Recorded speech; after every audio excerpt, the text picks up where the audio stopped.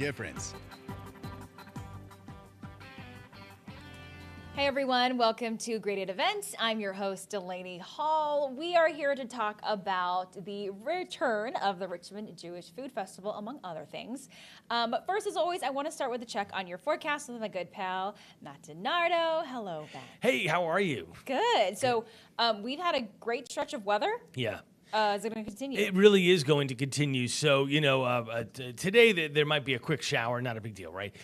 Friday, though, partly sunny in the morning, mostly sunny in the afternoon, around 70. Events for Saturday, looking fantastic. We're looking at, we have the Alzheimer's Walk, the Walk to End Alzheimer's. So, and I think you and Autumn are broadcasting live for Good Morning Richmond around 8 o'clock in the morning. I'm going to tell you right now, bundle up a touch. It's going to be the upper 40s early on when we're starting. Because you're going to be there 7:30, right? But when the walk kicks off, should be in the mid-50s. Great weather for walking, all sunshine, and we should finish out that walk in the upper 50s to near 60. Walk takes an hour and 15. Yeah. It's not really that big. And then 66 for your high on Saturday. Sunday, some clouds are going to roll in. Might have some showers after 4 o'clock.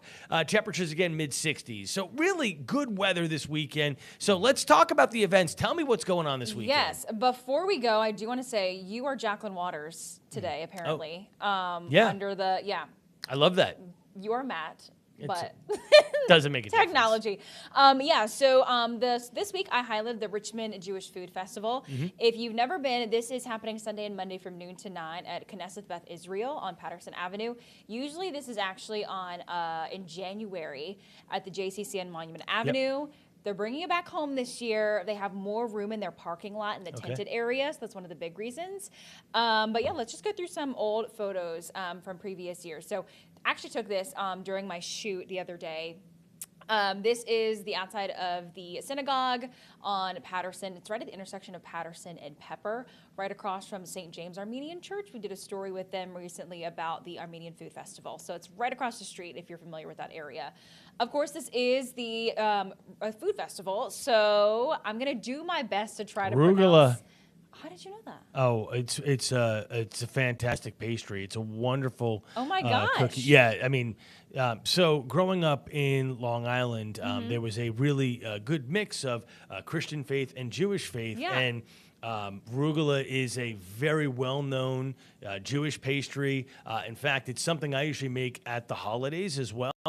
It is unbelievable. I mean, it's awesome. I love that you know that, actually. Yeah, also, while I'm in real time, I'm changing your name. Oh, excellent. Okay. I'm going to watch this. How's that? 2, 1. Maddie D. Yay! I figured it out. All right. I just want to make people know not Jacqueline. Okay. Wow. I'm. Yeah. No, it's amazing. Okay, let's keep going. Let's see if you know any more of these. So this is just like a dessert platter that they have. Right. So potato latkes. Yep. Yeah. And I believe that looks like chicken. They're also going to have some brisket there, matzo ball soup. I feel like everyone kind of knows what that is. I don't know what these are, but it looks delicious. Is it baklava? It's like a baklava. Okay. I don't know if it truly is like baklava because, of course, that's Greek. It's like more Mediterranean. Yeah. But it looks amazing, the different options. Rugelach. Oh, that's how you say it, by the way. You don't know how to say it. Rugelach. So I did ask, I talked to the synagogue president, Chuck, to get some more history about the actual synagogue. So there's about 160 families that are members there. The synagogue itself is 167 years old. Okay. So that's when they were founded. They've been in this location on Patterson Avenue for 55 years. They have spent weeks and weeks preparing, some members, some non-members, also doing that. And so let's hear from him a little bit more about that process. Are really priceless. They have been handed down from several generations of our members. And you will get a taste of it on Sunday and Monday. Best stuffed cabbage ever, corned beef, you name it. But they really are these very old recipes. And as you said, our members came in. We've worked hundreds and hundreds of hours over the past few weeks preparing and baking and cooking. We're very excited. and they are truly so excited. So entry is free, pay as you go for the different items. And if you've ever parked in that area, it's a bunch of neighborhoods. So Yep. just be mindful if you're parking around there. I feel like we kind of say that for a lot of the synagogues and churches around Richmond. So just be mindful. But yeah, that's the Richmond Jewish Food Festival, Sunday, Monday, noon to 9. Check it out. They're really excited this year. And yes. Good stuff. Okay, so I do want to go down my list. So we have the 2024 Walk to End Alzheimer's at City Stadium on Saturday. Matt, you kind of touched on this a little bit. Yeah. So if you are watching and you want to join, you can actually go to their website. Just look up Walk to End Alzheimer's RVA, and it should be out there. More specifically, act.alz.org. You can sign up and you can join our team. You can create your own team. Everything kicks off at City Stadium down on Maplewood Avenue at 8:30. That's when gates open on Saturday. There's a ceremony at 9:30, and then the actual walk starts at 10. Yep. Matt, how many of these have you been to? Quite a few, right? You've been to a couple, yeah. I want to say of the past couple of years, of the past 5, let's say, I think I've done 3 of the walks. So yeah. Sometimes I fish during this time of year. I fish all the time. Sometimes I have a fishing expedition during this time of year. But really, it is such a really powerful day. When you see the different flowers, the yellow, the purple, the of course, the one that we're waiting for is the white, which means somebody has been cured from Alzheimer's. That's the one. But everything that's done, this is all to help the study of Alzheimer's and to try to find a way to prevent this. It's such a horrible, horrible disease. I mean, everybody knows somebody. And, it just robs that person of their mind, their communication. It's such a sad thing to watch happen. It's really sad. And like you said, everyone has a connection in some way. I actually lost my grandmother to Alzheimer's back in 2019. And it's always sad to watch a family member go through something like that, but really it's right in front of your face, and every single time you go back and see them, it's really hard. So this is a very small thing that you can do to come out and help for such a big moment. So again, this is on Saturday. So when you come out, there's going to be 2 options. There's a mile option and a 2-mile option. One, I believe, goes down like Douglasdale, and then that's the 1 mile. And then 2 miles is like down Douglasdale. You come back up around the stadium. So there's different options there. And you mentioned the Promise Flower Garden. So when folks get there, they're going to just see all of these flowers.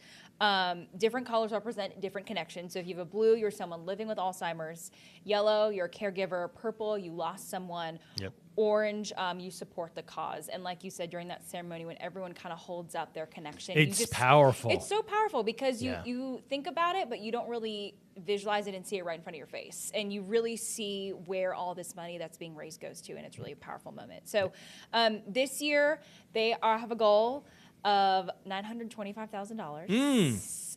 Good goal. They're close. They're 85% of the way there. They've raised $785,000.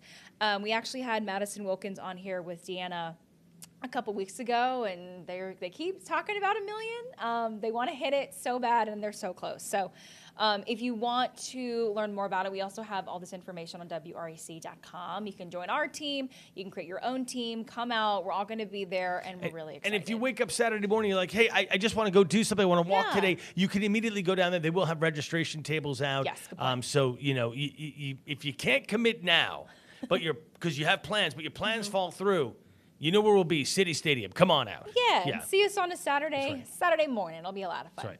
All right, headed back to my list, we have the Montpelier Oyster Fest on Saturday. This is like one of many oyster celebrations. I know we had the Urbana Oyster Festival last week. Yep. So this is Saturday from 11 to 4. You'll find live music, vendors, a kidland, oysters a variety of ways, actually including some from Urbana. And from the Montpelier Cook Crew, 17 and under, you're free. Everyone else, it will cost you $5. Can I pass for 17, under 17? No? You should try. Let me know Yeah. how it goes. Okay. So Inlight 2024 at Pine Camp on Friday and Saturday. Have you heard of this, Matt? I have Inlight? not, no. Okay, so basically, this is Friday and Saturday from 7 to 11. It's an annual free art exhibition that happens at night at different places across Richmond. And every year, it centers around a piece of Richmond history. And so artists make pieces of art based on the history of what they're highlighting. So this year, the theme is Grounds for Clearing, and it's art all about the Pine Camp Cultural Arts and Community Center. So right now, it is a community center on the north side, I believe, on Old Brook Road. So you can, there's soccer field, playground, dance classes, theater, all kinds of things for the community. Right. But the history goes way, way back. So I believe it was just a clearing. Then it became a farm. Then it became a whites-only tuberculosis hospital in like the early 20th century. And then there was a separate black infirmary, and then it was demolished. Like it goes got a lot of back. history, yeah. A lot of history. And so basically 1708, this nonprofit wants you to think about spaces in a new way. So they bring in these artists who make these amazing, it's sculptures, it's multimedia exhibits, installations, performances, just to help you think about and learn about the history of Richmond in a different way, which I think is pretty cool. Very, very cool. Yeah, so this all kicks off tomorrow with a lantern making and parade, so a community lantern parade, 7 o'clock at the entrance of Pine Camp Cultural Arts and Community Center at 7:30. If you want to make a lantern but you don't have one, you can go a little bit earlier at 6:30 tomorrow at the entrance, and they will help you make one. I think this is really cool. I think so. From being from here, you take for granted, at least I do, a lot of the...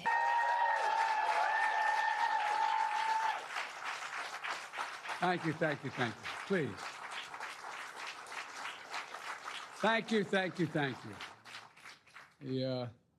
It's good to see you all. Particularly good to see my granddaughter sitting in the front row here. Hi, Finn. How are you, honey?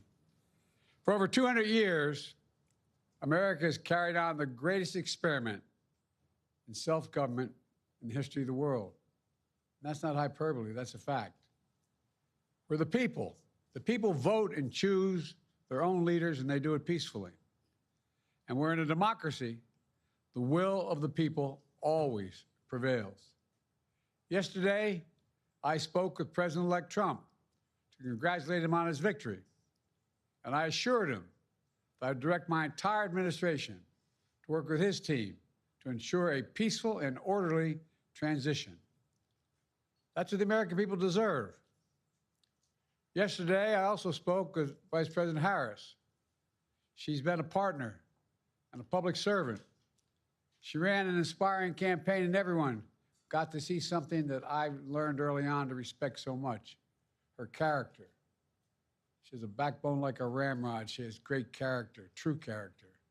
She gave her whole heart and effort, and she and her entire team should be proud of the campaign they ran.